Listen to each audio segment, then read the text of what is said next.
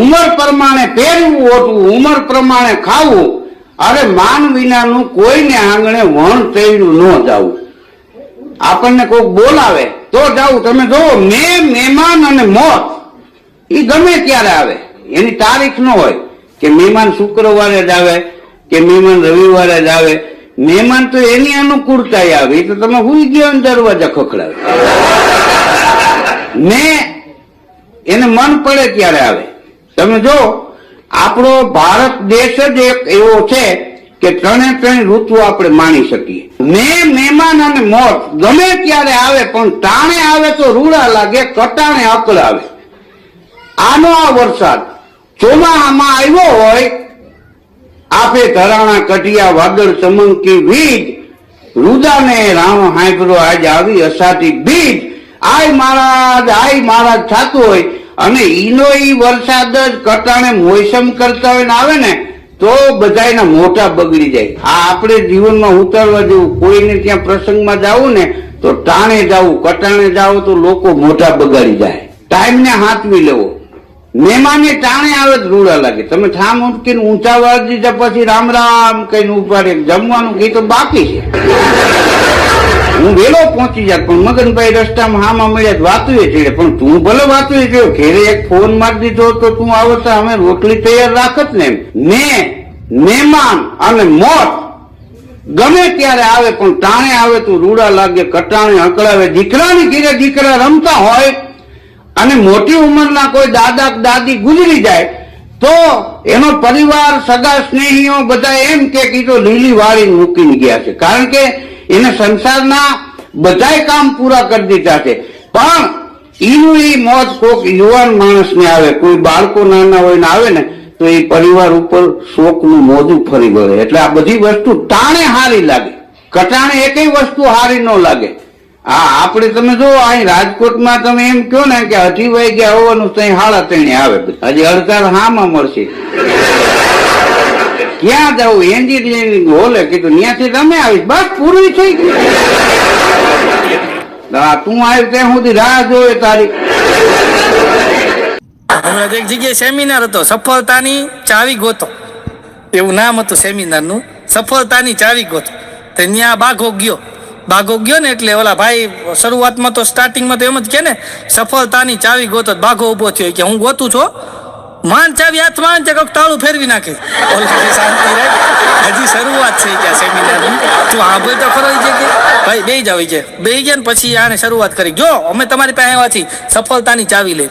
અમારી આ સ્કીમ છે કે આ સ્કીમની અંદર કે તમે પૈસા રોકો ને, અમારી આ સ્કીમમાં કે તમે પૈસા રોકો ને આ સ્કીમની અંદર, એટલે કે આ સ્કીમની અંદર પૈસા રોકો એટલે હું તમને ગેરંટી આપું છું કે મિત્રો, હું તમને બધાને ગેરંટી આપું છું 6 મહિનાની અંદર, 6 મહિનાની અંદર તમારા બધાને ખુદનો બંગલો હશે, ખુદની કાર હશે. તમારે મારી ઉપર વિશ્વાસ કરો કે અમારી પાસે અસંખ્ય દાખલા છે જેણે આની અંદર પૈસા રોક્યા અમારી આ કંપનીમાં. એની પાસે કે આમ જો ખુદની કારું થઈ ગઈ, ખુદના કે બંગલા થઈ ગયા. કે તમે મારી ઉપર ભરોસો કરો કે આવી રીતના એ સેમિનારની અંદર બોલતા હતા ને. ત્યાં પછી એ સેમિનાર પૂરો થયો ને પછી બાઘો મને કહેતો હતી કે સેમિનારમાં જે ભાઈ બોલતા હતા ને એ સેમિનાર પૂરો થયો ને એટલે એ સેમિનારની જે વાહે સ્ટેજની વાહે જે દિવાલ હોય ને એની વાહે ગાડીને સ્કૂટરને કીકુ મારતા હતા. એટલે બીજા નો છે પણ મારતા હતા ખરા, કીકુ મારતા. એક જગ્યાએ પ્રોગ્રામમાં ગયા, મોટા પ્રકાશમાં આપણે પૈસા ભેગા કરવાના, બક્ષીસ લોકો શું હતું નહીં, તાટલાઓ ડાયરાની રમઝટ બોલાવી. એવું અમારા પરેશ રામાનંદી બધા વગાડવા આખો ગ્રુપ રમઝટ બોલાવી, આકાશવાણી સંતવાણી બધી. પૈસા તાટ ભરાઈ ગયો યાર, પણ બન્યું એવું લાઈટ ગઈ, અંધારું ગોટ યોગની ઉપડી ગયો યાર. જેને પ્રોગ્રામ રાખેલો એવો આવ્યો, પ્રકાશભાઈ આ તો બધું ઉઠાઈ ગયેલા પૈસા, બધા રૂપિયા ઉઠાઈ ગયા કે. મેં કહ્યું ભાઈ અમારું તો કોઈ હોય નહીં, તમારું જ યોગ છે યાર. મેં કે આપણે વિનંતી કરો ને કે. મેં તો વિનંતી કરી, મેં કહું આ તો માતાજીના પૈસા છે, ખરેખર લેવાય નહીં, અને કદાચ તમને પાછા આપી જાઓ. જો કદાચ શરમ આવતી હોય તો મેં કહું અમે 10 મિનિટ લાઇટ બંધ કરીએ, અંધારામાં મૂકી જાઓ. તો અમે તો 10 મિનિટ લાઇટ બંધ કરી યાર, અને પછી ચાલુ કરી. તબલો ના મળે, તબલો જ એકલે નાહી ગયેલો યાર. હું કહું લાઇટ બંધ ના કરશો, અને અમને આખા ઉઠાઈ જશે આવે યાર. એટલે ઘણી જગ્યાએ આવું થાય. એક ડાયરા પ્રોગ્રામમાં અમારો કલાકાર કબરજી એવો લેટ આવ્યો. હું આટલું બધું લેટ આવવાનું યાર. અરે હું કરું પ્રકાશભાઈ, માથું દુખતું ને બાબુ. હું માથું તો અમારું દુખે, તમે લેટ આવીએ. મને કે તમારું માથું દુખે તમે શું કરો? હું મારું માથું દુખે ને સીધું મારું બહેરા ખોરાક માથું મેળ દઉં એટલે એ ટાઈગર બોમ્બ ઘસે, વિક્સ વેપોરપ ઘસે, 10 મિનિટમાં માથું ગાયબ. મને કે ભાભી ઘેરે છે. તારું તો તોડી નાખશે. આ મારા પૂરતું છે યાર. અમારો ભાવેશ મિસ્ત્રી હાસ્ય કલાકાર મને કે પ્રકાશભાઈ થોડુંક ઇંગ્લિશ શીખો યાર. પ્રોગ્રામ કરતા થાય કદાચ બહાર જવાનું થાય, હું સારું શીખું તો ભૂખ લાવ્યો યાર. ઇંગ્લિશ આવડી ગયું, મેથડ બધી તૈયાર, પણ પ્રયોગ કોણ ઉપર કરવું? યોગ તમાચ માર દે યાર. મુગલન મારા બૈરા પર પ્રયોગ કરું. હું તો ઘેર આવીને મૂકું, ડાર્લિંગ મન કે ગારોની બોલવાની. મૂકું ગારો નોય, આ ડાર્લિંગ એટલે વાલી થાય. હા કે તું બોલો તો વધુ નહીં. 5-6 દાડા સુધી ડાર્લિંગ ડાર્લિંગ હેડી જાય. પછી મને કે ડાર્લિંગ ડાર્લિંગ ના કરશો. મૂકું ચમ ત્યાં તો શાકભાજી લારીઓ વાળા કે ડાર્લિંગ શું લેવાનું? મૂકું પડી મેરી બાપા. હું નહીં પોહાય યાર. ઘણી જગ્યાએ આવું થાય. એક જણા મૂકું તમે ભાઈ કેટલા? અમે 15 ભાઈ. મૂકું 15 ભાઈ? હા કે 15 ભાઈ. એટલે મૂકું બોન છે? અરે 5 બાનો. એટલે મૂકું આખું 20 જણ તંત્ર. તાર પપ્પા ધંધો શું કરે હતા કે આજ આ ધંધો કરે છે. દાહોદમાં પ્રોગ્રામ પતી ગયો પછી મને કે પ્રકાશભાઈ આજનો દાડો રોકાઈ જાય બાપુ. અમારા એના ગામના પોહરિયાઓ કે રામાયણ ભજવાના. મૂકું એવું?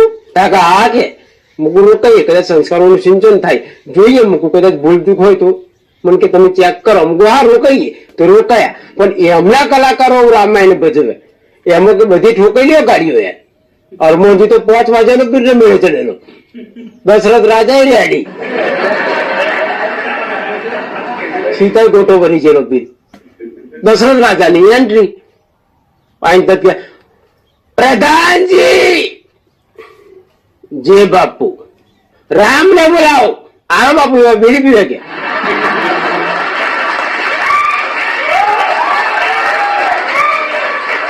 અરે હું અસર થઈ ગયો યાર. હું કહું આ છે રોમાયણ જે રોમ બનેલો એવો ડોલતો આવ્યો. આઈને તક એ તારા ઘરનો દશરથ હું મારો છોકરા નહીં સાંભળતો ખબર કે બહુ દાદાગીરી કરે તો પ્રોગ્રામ કેન્સલ. હું ઘર આ છે રોમાયણ. દ્રશ્ય કાપી નાખ્યું, દ્રશ્ય બીજું લાયા. એમાં રામ ને લક્ષ્મણ ની એન્ટ્રી અને હનુમાનજી કયા પૂછ્યા વગર આવી જાય. 5 વાગ્યાની પીટર મેળી ચડે યાર. આઈને તક એ પહોંચી આવો તમે જંગલમાં ચોટલા બોલીને કેમ રખડો? લક્ષ્મણ કે દાદાગીરી નહીં કરવાની. અમે હવે ત્યાંના રાજા દશરથ ના પહોર્યા. મોટા ભાઈ રામ, નાના લક્ષ્મણ. સીતા માતા ને રાવણ નીકળી ગયેલું એટલે ગોતવા નીકળેલા કે અરે રાવણ એના મનમાં સમજાવું કે ભૂકા કઈ નાખું. તાકા તું કોણ? તાકા હું હનુમાન. અરે પૂછવું નહીં મળે. હા ભૂલી જો કે અંદર